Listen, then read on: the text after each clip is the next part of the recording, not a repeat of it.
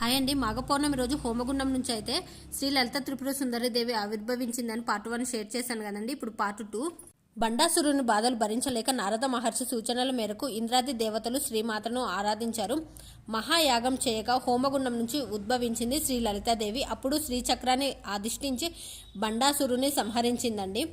అప్పుడు అమ్మవారు రౌద్ర రూపాన్ని శాంతింపజేసేందుకు దేవతలు మునులు ప్రార్థిస్తూ చెప్పిన నామాలే శ్రీ లలిత సహస్రనామం. సర్వశక్తులకు మూలపుటమ్మగా లలితాదేవిని అయితే పూజిస్తారు.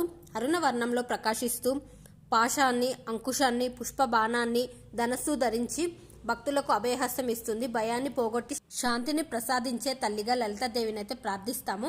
దేవతల ప్రార్థనలతో తన రౌద్ర రూపాన్ని ఉపసంహరించుకున్న లలితాదేవిని సహస్రనామంతో పారాయణం చేస్తే ఆమె కరుణ భక్తులపై ప్రసాదిస్తుందని భక్తుల విశ్వాసం. మాఘమాసంలో వచ్చే మాఘ పౌర్ణమి రోజు లలిత సహస్రనామం పఠించినా విన్నా అత్యంత పుణ్యఫలం అండి. ఎందుకంటే ఈ రోజే లలిత